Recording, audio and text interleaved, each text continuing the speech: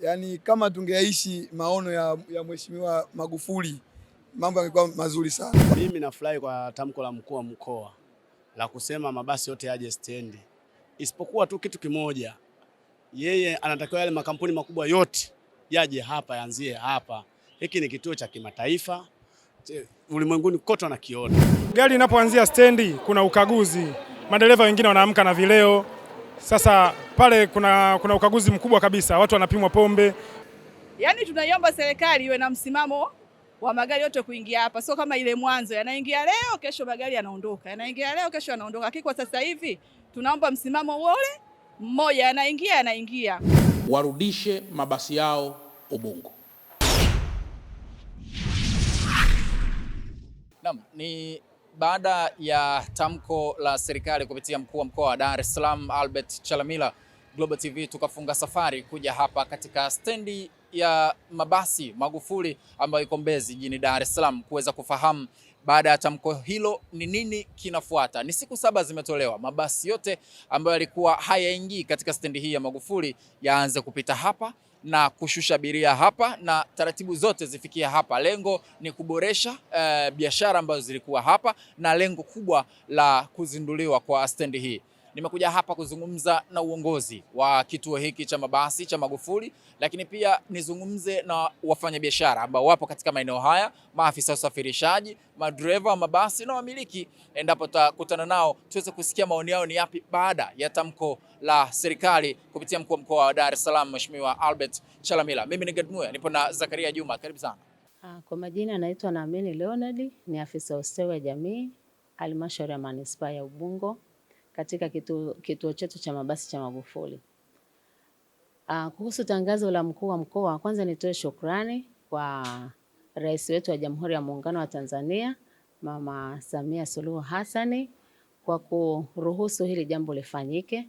Kwa kupitia ofisi ya mkuu wa mkoa, kama mlivyosikia mkuu wetu wa mkoa alivyotangaza katika vyombo vya habari kwamba mabasi yote yarudi katika kituo kikuu cha mabasi cha Magufuli, na sisi tumelisikia kama na nyinyi mlivyolisikia.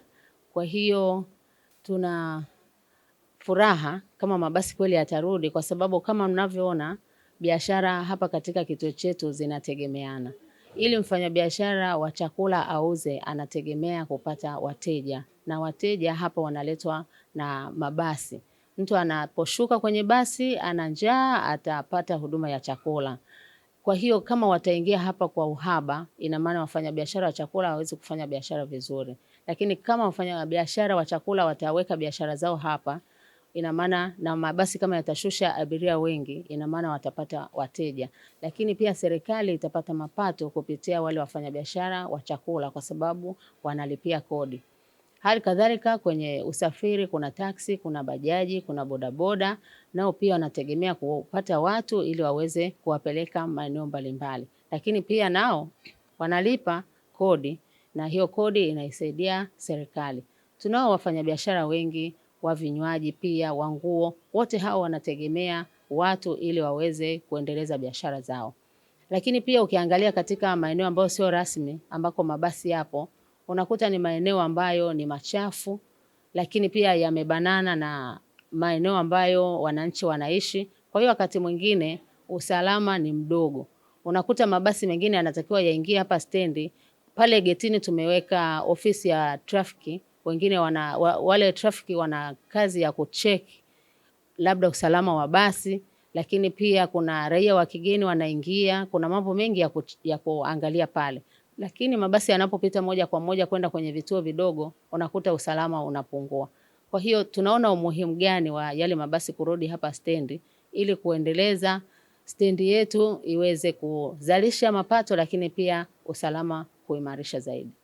Baada ya kuzungumza na afisa ustawi wa halmashauri ya wilaya Ubungo, tumekuja kuzungumza na wananchi, wafanyabiashara, wajasiriamali, madereva, maafisa usafirishaji ambao wanapatikana katika stendi hii ya Magufuli, kusikia maoni yao baada ya tamko la mkuu wa mkoa wa Dar es Salaam kuhusiana na mabasi yote ambayo yalitakiwa kupita katika stendi hii na alikuwa hayapiti, basi anza kupita hapa. Nimekuja hapa niweze kuzungumza nao, tuwasikie wao wanazungumza nini, lakini faida ambayo wanakwenda kuipata baada ya mabasi yote kuambiwa ama kuamriwa kupita katika stendi hii ya Magufuli. Mimi ni Gedmuya, nipo na Zakaria Juma kuhakikisha kila kitu kinakwenda kama ambavyo inatakiwa. Twende kuwasikiliza wananchi, wafanyabiashara na madereva kuhusiana na hili.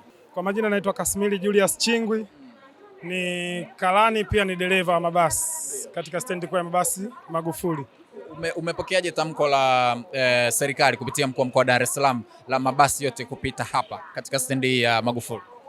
Aisee, nimelipokea vizuri kwa sababu serikali imefikiria jambo kubwa sana, kwa sababu kurejeshwa kwa mabasi katika stendi kuu kunaleteleza kwamba kukua kwa biashara kwa makundi yanayotuzunguka kama mamalishe, pia hata mahoteli yenye vyumba vya kulala wageni. Lakini umuhimu wa pili, mkuu wa mkoa sidhani alilenga hapa au la. Umuhimu wa pili ni usalama wa abiria na mali zao. Gari inapoanzia stendi kuna ukaguzi. Madereva wengine wanaamka na vileo. Sasa pale kuna ukaguzi mkubwa kabisa. Watu wanapimwa pombe, watu wanakagua gari. Sasa gari zinapoanzia kwenye stendi za mitaani, sidhani kama hivi vitu vinafanyika. Kwa hiyo jambo zuri sana. Kwanza ameboresha usalama kwa abiria na mali zao. Let's say gari inatoka mkoani, alafu unatangaziwa kwamba gari haingii Magufuli, inashusha kwa Yusufu. Unaachwa pale mama na mtoto na mizigo. Usalama unakuwa mdogo kikweli. Kwa hiyo kupitia mkuu wa mkoa, napenda kuishukuru serikali kwa ujumla. Imefanya jambo zuri sana. Asante. Mimi nafurahi kwa tamko la mkuu wa mkoa la kusema mabasi yote yaje stendi. Isipokuwa tu kitu kimoja. Yeye anatakiwa yale makampuni makubwa yote yaje hapa, yaanzie hapa. Hiki ni kituo cha kimataifa, ulimwenguni kote wanakiona. Sasa mabasi wakichagua mabasi ya watu wa chini yaanzie stendi, haya makampuni makubwa mpaka siku 90 ziishe, hapa anakuwa hajatenda haki. Ila anakitaka kutenda haki, mabasi yote wawe na vigari vidogo vya kuenda kuchukua mizigo pale na kuleta hapa na abiria waanzie hapa. Hiyo tutakuwa amefanya vizuri. Hata kwa sio wajasiriamali tunaweza tukainuka kiuchumi na stendi kukua mapato mengi kwa wilaya Ubungo, na hata kule chini gereji tulikotengwa kidogo abiria tutawaona. Isipokuwa sasa huku masharti yanakuwa ni magumu, sisi utendaji wa kazi unakuwa ni mgumu. Kama hivi unavyoona abiria anakuja mmoja baadhi ya mabasi. Ina maana kama makampuni yote makubwa yanakuwepo hapa, sisi tunafanya kazi vizuri. Na serikali unaiomba nini kama mfanyabiashara, kama mjasiriamali? Serikali inachoiomba kwanza, kwa sisi tuliopewa vizimba kule chini, kodi kidogo wangefanya hata 20,000 kwa mwezi kuliko ile 30,000 kule abiria hawaendi. Sawa, sisi tumekubali kulipa, lakini na wao wanatakiwa watuone kwa jicho lingine, ili kipato chetu hisi tutoke kwenye ujasiriamali mdogo kwa wafanyabiashara wakubwa. Sio kila siku tuwe tu wadogo wajasiriamali wadogo, hapana. Serikali nayo tuinue kwa kupitia zile tozo zile kubwa tupunguzie. Umekuwepo hapa kwa muda gani sasa hivi? Miezi 2. Kwa siku unauza tray ngapi za mayai? Tray 3 bros. Tray 3? 3. Na hiyo kipindi ambacho mabasi ni mengi au kipindi hiki ambacho mabasi yalikuwa pitipiti? Kipindi hicho ambapo mabasi yalikuwa mengi nilikuwa nauza 2. Ila kwa sasa hivi nimeongeza nauza 3. Okay. Kwa sasa hivi baada ya tamko la mkuu wa mkoa na serikali kiujumla kwamba mabasi yote yapite hapa, unategemea kuuza kama tray ngapi kwa siku? Zikiongezeka bwana na abiria wataongezeka. Kwa hiyo nitaongeza 2. Niuze 5. 5. Safi sana. Baada ya tamko sasa la serikali, umelipokeaje kama mfanyabiashara, mjasiriamali kijana kabisa? Umepokeaje tamko la magari yote kupita hapa? Na nini unatamani serikali iweze kukisimamia zaidi? Karibu sana. Hilo jambo zuri, nimechukulia vizuri, nimekubali. Yaani hiyo point. Na abiria wataongezeka hapa, na biashara yetu itaendelea kuendelea vizuri. Hiyo ombi zuri kabisa. Tunaomba yani walifanyie kazi au magari yote yarudishwe huko yaletwe hapa. Biashara inaendaje kwa sasa hivi, hasa kipindi hiki ambacho mabasi mengi yalikuwa yapiti hapa? Biashara kama hivyo, wafanyabiashara wanalalamika, baadhi ya wafanyabiashara bodaboda, taksi, kwamba basi zinapitiliza tu. Na kwa nyie maafisa usafirishaji mlikuwa mnapitia changamoto gani hasa? Ni kama hivyo, abiria asilimia kubwa naishia Shekilango. Wengine wanakatia Kigamboni, wengine Mbagala. Lakini stendi kuu kama hivi inatelekezwa. Lakini pia hivyo pamoja nayo Ujue abiria waga anapendaga customer care. Abiria anapenda customer care, anaona akienda Shekilango hawezi kupata usumbufu ambao anaopitia Mbezi. Ya kiukweli kuna usumbufu wake. Kuna usumbufu, lakini unakuta baadhi ya makampuni jinsi wanavyoenda abiria wao wanaona bora waangalie sehemu ambayo inaweza bila akaingia sehemu hapati usumbufu wowote. Kwa kweli inawasaidia baadhi ya makampuni. Kwa jina naitwa Costa Filimoni Kusena. Upo hapa kwa muda gani? Hapa Magufuli nimejiunga na kama mwaka hivi.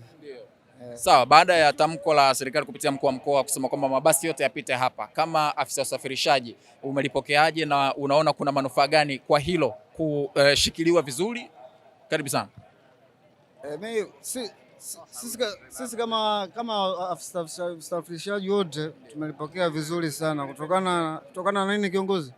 Hii stendi imejengwa kwa gharama kubwa sana. Kwa hiyo mabasi yote yakiwa yanashusha hapa na kupakia hapa, stendi itaingiza mapato mengi sana. Na movement ya watu itakuwa nyingi sana.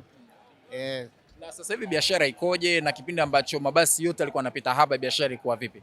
Biashara ilikuwa ngumu blaza. Kama unavyoona hapa sasa hivi stendi haina watu kabisa, kweupe kabisa. Jina naitwa Lucia Michael Modesti. Upo hapa kwa muda gani?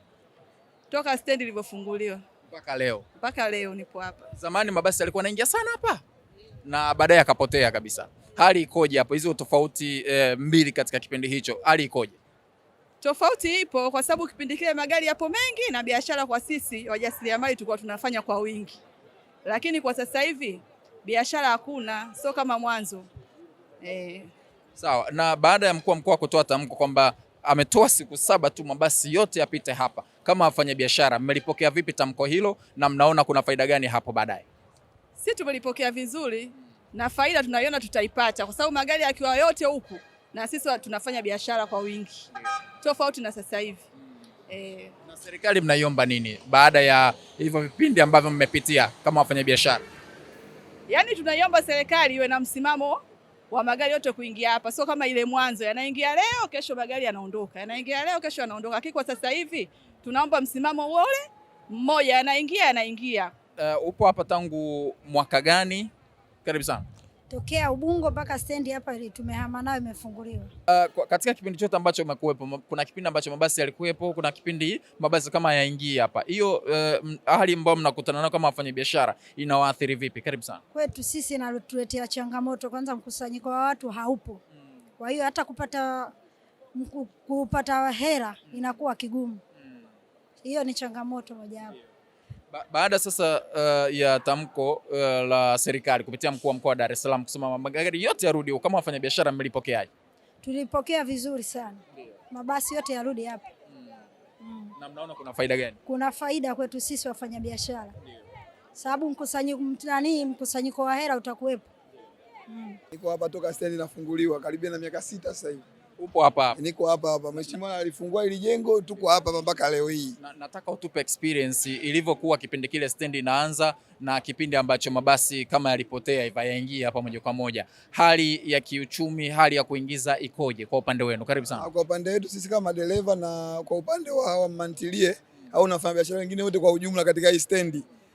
Yaani kama tungeishi maono ya Mheshimiwa Magufuli, mambo yangekuwa mazuri sana. Kwanza hii halmashauri ya eneo hili au manispaa ya Ubungo ingekuwa na mapato makubwa sana kwa sababu Mheshimiwa aliweka vitega uchumi vingi kwenye hii stendi. Magari yakifika yanaondoka. Mantilio walikuwa kule chini, wengi wameshaondoka. Yaani biashara nyingi zimeseparate, zimekufa kwa sababu biashara hakuna. Kwa sababu magari yatakaposhusha hapa wanufaika sio hapa tu, mpaka ile stendi ya kule chini watanufaika. Sehemu kibao zitanufaika. Watu wamejenga mahoteli nyuma ya stendi lakini hamna kitu. Pembezoni kama kule lakini hamna kitu. Toka alivyofariki Magufuli, stendi mpaka leo kipande hiki hapa tu hakijawekwa. Kwamba kilishia pale alivyoondoka. Kwa hiyo na haya matamko ya kusema basi atashuka hapa tumekuwa tukiyasikia kwa muda mrefu. Tunashindwa kujua ugumu ni nini. Sababu lengo la hii stendi ya maana magari utashushia hapa. Bwana, changamoto ya hii stendi bwana, kwa kweli imekuwa na changamoto kubwa sana. Cha kwanza mabasi ndio hivyo yamekimbia. yanashusha abiria nje ya stendi, yanapakia nje ya stendi. Kwa hiyo kivyovyote vile unavyoona kama hivi biashara ishakuwa ngumu. Majengo yenyewe mpaka dakika hii kuna baadhi ya frame hazijaweza kupata wapangaji mpaka dakika hii. Kulingana na nini? Mapato hamna, hizi frame bado hazijaisha. Ukija kwenye mambo ya parking kama hivi unavyoona magari sehemu, yani watu wanaokuja kupokea abiria hawana sehemu ya kupaki magari. Changamoto ndio kama hivyo, yani pesa hamna ya kutengeneza stendi na maana bado. Kwa hiyo bwana, kwa kweli tungeomba watu angalie mabasi yapakilie ndani hapa, mabasi yashushie ndani hapa, ili ile gharama ya stendi ile gharama nani iliyojengwa stendi kidogo tuweze kuyaona. Global TV, kimbilio la wasio na sauti. Tupigie sasa.